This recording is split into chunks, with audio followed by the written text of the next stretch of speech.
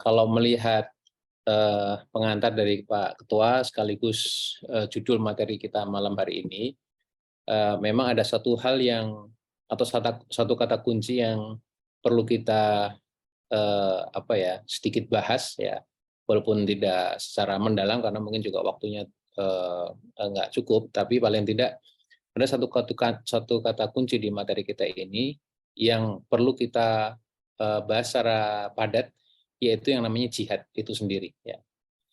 Karena kalau kita baca Al-Qur'an, itu kan ayat-ayat jihad itu kan bertebaran banyak ya. Termasuk juga di berbagai macam perkataan atau ucapan Nabi dalam berbagai hadis atau sunnah itu juga kata kunci jihad itu juga banyak gitu. Nah, kalau kita maknai jihad itu secara makna lughawi atau bahasanya, maka sebenarnya maknanya menjadi luas ya. Karena makna lughawinya jihad itu sebenarnya diartikan sebagai badlul wus'i ya. Jadi al-jihadu huwa badlul wus'i ya. Jihad itu intinya adalah mengerahkan segenap kemampuan gitu.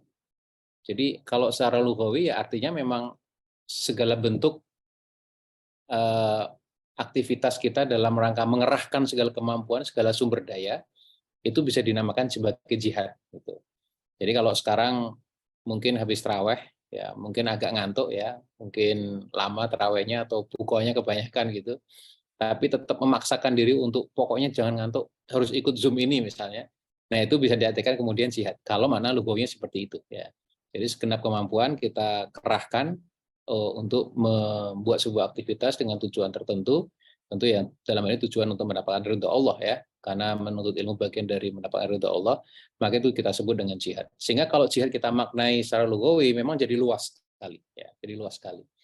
Nah, tapi yang kedua, kalau kita memaknai jihad sebagai secara pengertian syar'i, maka kita perlu lebih mendalam bahwa sebagai orang Islam istilah jihad itu memang akan terikat langsung dengan yang namanya qital atau perang ya.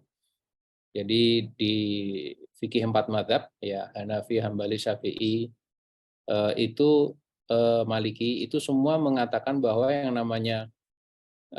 namanya jihad itu adalah terkait dengan qital atau perang ya. Jadi salah satu takrif yang syar'i terkait dengan jihad yang bisa saya kutip di sini misalnya adalah al jihadu huwal badlul wus'i ya fil qatli fi sabilillah mubasyaratan au muawadatan au muawanatan bimalin au ra'yin au takfiri sawadin au ghairi dzalik ya. Jadi ini saya ambil dari Imam Taqiyuddin An-Nabhani ya dalam kitabnya Al-Syakhsiyah Al-Islamiyah. Jihad itu adalah mengerahkan segenap kemampuan dalam perang di jalan Allah ya, baik secara langsung berperang maupun dengan memberikan bantuan untuk perang, misalnya bantuan berupa harta, pendapat, memperbanyak pasukan perang dan lain-lain ya. Nah, jadi kalau secara syar'i termasuk kalau kita kulik di 4 mazhab tadi itu memang yang namanya jihad itu ya terkait dengan qital atau perang ya. Jadi ini harus kita imani ya, harus kita imani karena bagian dari nas Quran maupun hadis ya.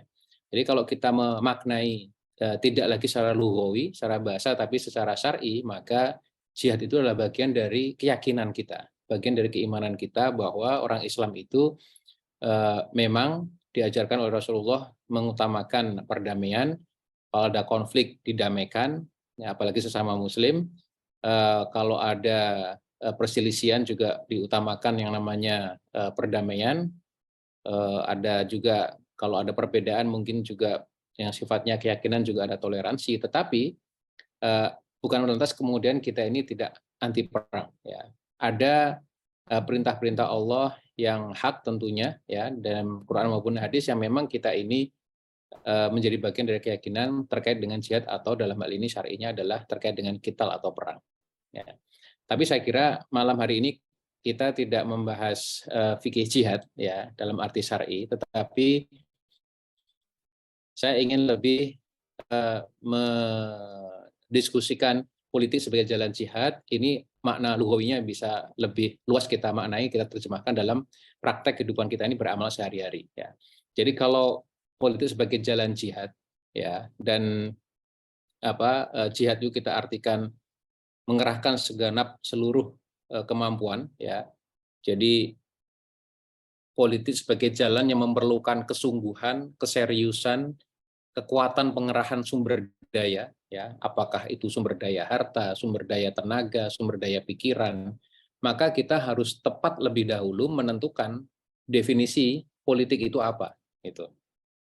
Ya, jadi sebelum kita mau berjihad, ya, dengan makna yang luas tadi itu, ya, yang artinya mengarahkan segala kemampuan tadi itu, kita mesti harus tahu dulu politik itu kita definisikan sebagai apa, gitu. Karena ini yang akan menjadi frame, menjadi kerangka pemikiran kita untuk kemudian menjalani konsekuensi setelah itu, setelah kita mendefinisikan politik itu apa. Nah, saya ingin sharing saja bahwa secara umum mayoritas kita ini memahami politik itu terus terang kan sebagian besar, bahkan termasuk saya dulu ketika di zaman kuliah gitu ya, itu kan pengertian-pengertian politik itu berasal dari tradisi Barat, ya. Yang paling gampang adalah ya, yang paling gampang sering dikutip oleh orang ya, dan surat juga sering dikutip oleh Pak Amin ya, Pak Amin Rais. Itu adalah definisi politik yang berangkat dari tradisi Barat, yaitu khususnya Amerika, yang namanya Harold Laswell. Ini tahun berapa ya? Mungkin zaman Perang Dingin kali ya. Itu mendefinisikan politik itu secara ringkas dan gampang dipahami oleh orang awam sekalipun. Ya. Jadi definisi politik itu adalah politics is who gets what, when, and how. Ya. Politik itu hanya soal siapa, dapat apa, kapan, dan bagaimana caranya. Ya. Saya suka sambil tambahi, kalau di Indonesia tambahi how much lah ya. Jadi ada how much-nya, ada wani pironya gitu ya. Ya walaupun saya kira di Eropa atau di Amerika juga ada ya, tapi mungkin nggak sevulgar yang ada di Indonesia ini prakteknya. Jadi politik yang kita definisikan semacam itu, ya itu mungkin yang sekarang banyak mengejawantah di berbagai macam fakta politik atau praktek politik yang kita kenal ya. Jadi hanya soal siapa mau dapat kursi apa, entah kursi DPR atau presiden atau kursi menteri atau kursi kepala daerah begitu. Terus kapan ya, apakah pas Pilbub atau apakah pas Pilkada atau apakah pas Pileg atau Pilpres, dan bagaimana caranya. Ya, dan bagaimana caranya itu ya apa saja gitu. Yang penting dapat tujuannya. Nah, definisi yang ringkas dan mudah dipahami ini, itu kita tentu harus aware, harus punya kesadaran bahwa nggak lepas dari konteks sosial lahirnya definisi itu. Ya. Dan kita kan sangat mafhum ya, sangat paham bahwa definisi itu lahir, definisi tadi politiknya semacam itu kan lahir dalam lingkungan ilmu pengetahuan yang basis pemahamannya itu kan sekularisme. Ya. Dan yang namanya sekularisme itu adalah fasludin anil hayah, memisahkan urusan agama dari seluruh kehidupan. Gitu. Jadi orang Barat, ya yang orang Barat lah, dari kita, naudzubillah min dzalik ya, orang Muslim saja, itu kan ada juga yang punya pemahaman sekuler seperti ini. Ya. Fasludin anil hayah, memisahkan urusan agama dari kehidupan. Gitu. Jadi orang kalau beragama, bawa Tuhan, itu ya untuk urusan pribadi saja, nggak usah dibawa keluar rumah, kira-kira gitu. Ya, jadi kalau mau ngaji, mau sholat, mau sedekah itu ya cukup di rumah. Begitu keluar rumah, bisnis dengan orang, berpolitik, kampanye, berjanji sama orang dan sebagainya, ya itu nggak ada urusan sama Tuhan, nggak ada urusan sama agama. Ya. Gampangannya kan nggak usah bawa agama untuk urusan politik, nggak usah bawa agama untuk urusan bisnis. Bisnis itu yang penting cuan, itu selesai. Politik itu yang penting dapat jabatan, dapat kekuasaan, selesai. Dan itulah definisi politik yang saya kira sampai sekarang banyak dipraktekkan, sadar atau tidak, berangkatnya dari pemahaman sekularisme semacam itu. Gitu. Nah, artinya kalau mau kita peras, ya definisi yang berangkat dari tradisi sekuler ini atau dari tradisi Barat, itu sebenarnya meletakkan politik itu lebih pada aktivitas kekuasaan. Karena tadi, who gets what tadi itu. What-nya itu di sini dalam artinya power ya, kekuasaan. Ya. Jadi konsekuensi definisi itu apa? Definisi ini mempunyai konsekuensi kalau orang politik itu kalau mendekati pemilu, kira-kira gitu tuh. Orang politik sibuknya, intensnya itu kalau mau pilpres gitu, atau kalau mau pilkada gitu.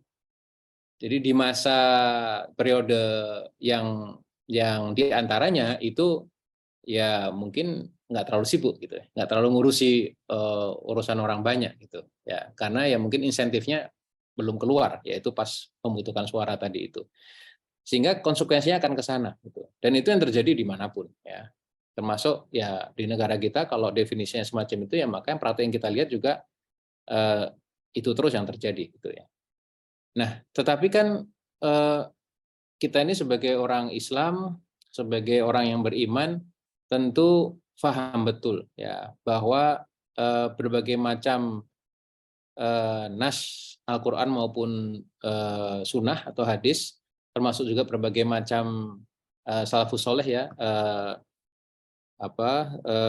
para ulama Islam ya, itu kan tidak pernah yang namanya memisahkan agama dari kehidupan kita ya.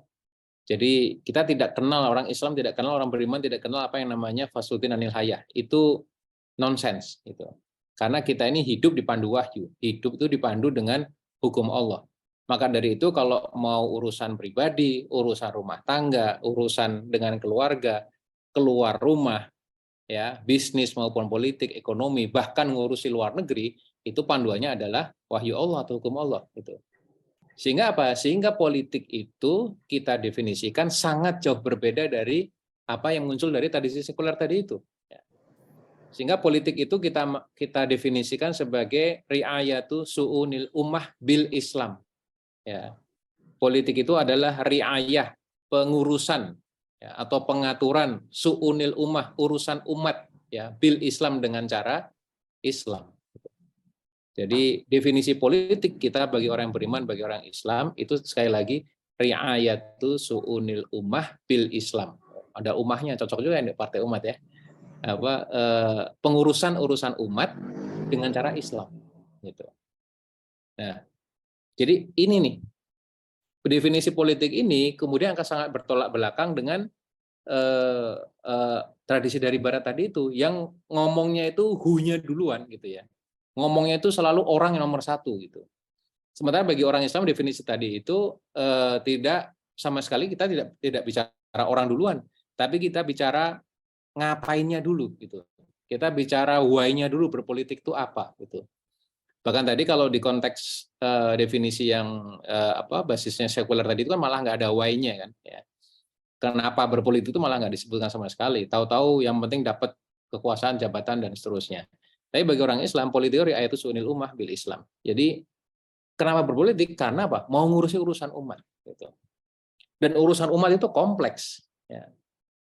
Dan urusan umat itu kompleks. Ya. Jadi kalau kita mengenal lebih dalam ajaran kita, Islam ini, kan kita bisa mengenali bahwa urusan-urusan agama kita, syariat ya, yang diatur oleh aturan Allah, itu kan ada 3 dimensi.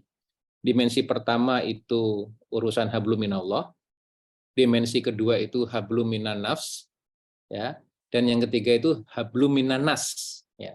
Kalau hablum minallah itu urusannya hubungan manusia langsung dengan Allah. Ya. Jadi urusannya ibadah lah, baik kan urusan ibadah, sholat, terawih, ya tadi barusan terawih, mungkin tilawah, tadarus, sedekah, haji, umroh.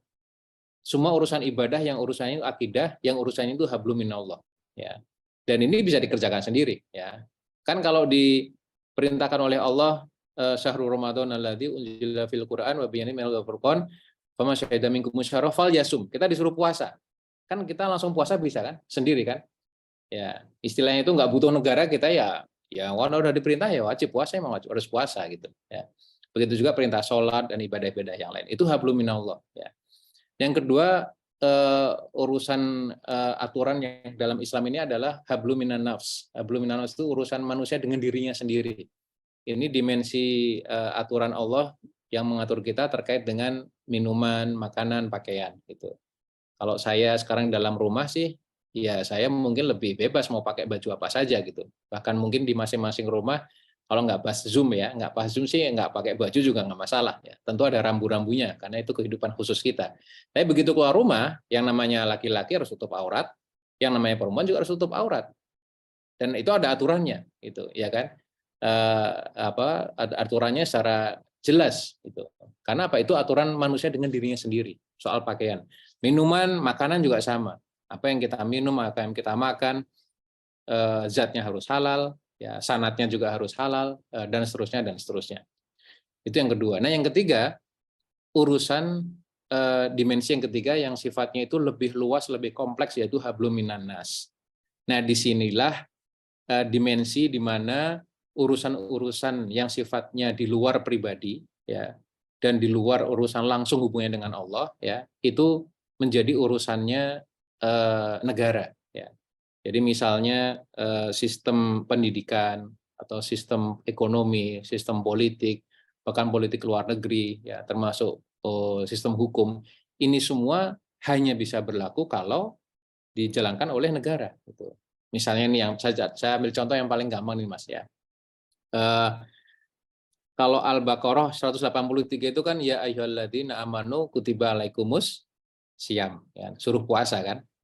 Al-Baqarah 183. Tapi kalau mundur 5 ayat ke belakang, Al-Baqarah 178, ya ayyuhalladzina amanu kutiba alaikumul qisos fil qatlah, ya.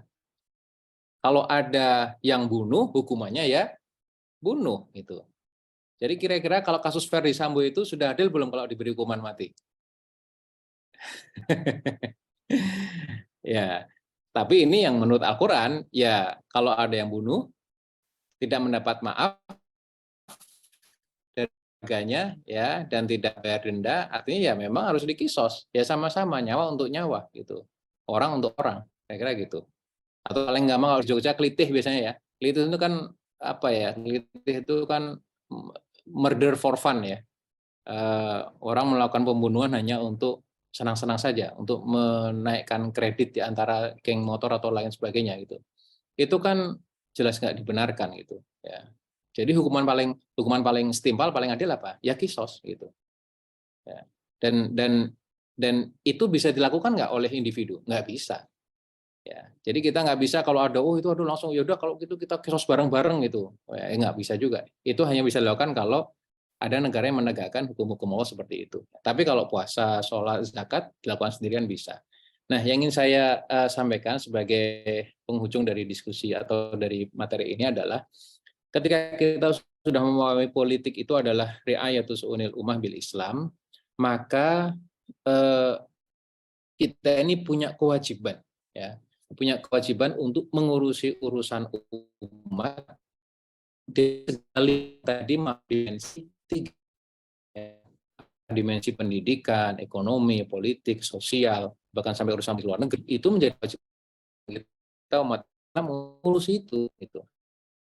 Apakah kalau kita ngurusi misalnya yang pernah kasus yang cukup menggegerkan itu misalnya gini, kemarin ya ada banyak anak-anak SMA atau SMP yang masih sekolah lah ya, itu minta dispensasi sekolah gara-gara ternyata apa, sudah nikah duluan atau hamil duluan gitu. Itu yang ketahuan. Biasanya puncak gunung es fenomena sosial kayak gitu ya.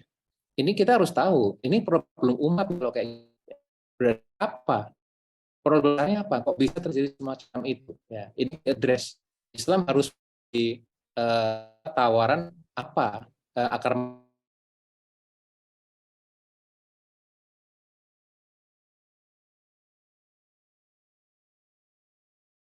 maaf putus nih.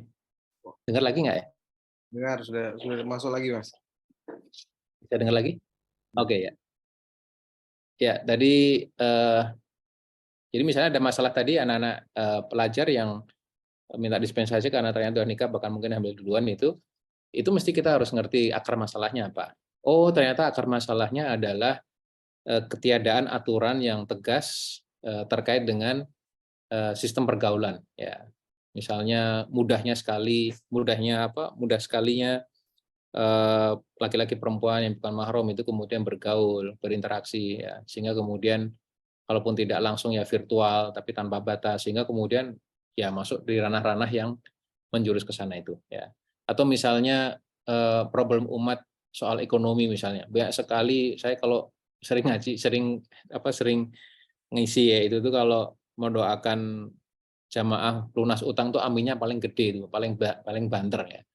Karena apa? Karena hampir pasti ya bukan hampir pasti lah, tapi kayaknya sebagian besar sih fenomena orang terjerat hutang dan hutangnya itu hutang yang tidak sesuai dengan syariat gitu, yang tidak dibenarkan ya.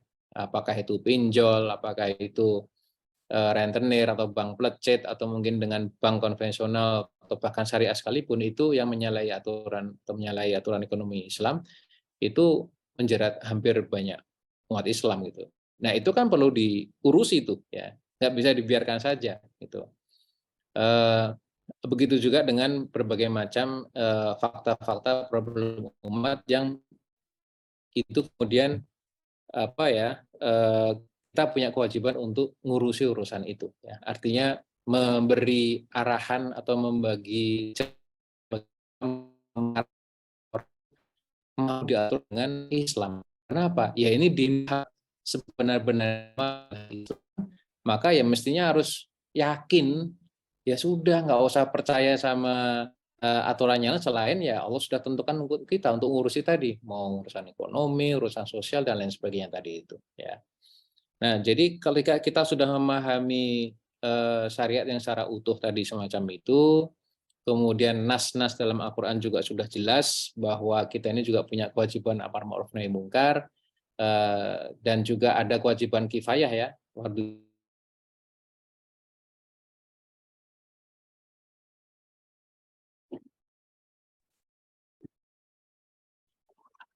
Ya, ada kewajiban kifayah juga untuk berhimpun dalam sebuah gerakan seperti partai politik ya.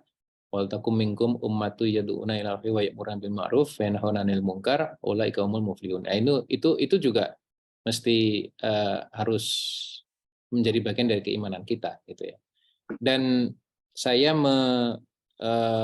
melihat ya teman-teman semuanya sahabat Partai Umat meyakini juga bahwa ya memang berhimpunnya umat Islam atau kelompok orang-orang beriman dalam harokah yang sifatnya politik itu memang ya kewajiban yang tidak bisa ditunda-tunda ya. Jadi kalau kita melihat berbagai macam problem umat tadi itu sudah terus-menerus terjadi ya. Dan sekarang ini kan kita seperti dipertontonkan bagaimana kerusakan itu tidak hanya terjadi pada level sosial tapi juga level negara kan. Ya, urusan kemarin soal Ferdi Sambo, kemudian yang terakhir soal pajak itu ya. Itu semakin tinggi waktunya buat siapapun aktivis partai politik ya untuk kemudian bisa memberi memberi pembanding ya, memberi tawaran-tawaran, memberi solusi bahwa eh, riayatus unil ummah bil Islam ini yang harus dikemukakan gitu. Jadi kita mesti pede, kita mesti optimis bahwa berbagai masalah yang menggelayuti umat Islam ini itu pun juga memang harus bisa diselesaikan dengan cara-cara yang Islam juga ya. Karena itu yang pasti benar dari Allah Subhanahu wa taala ya.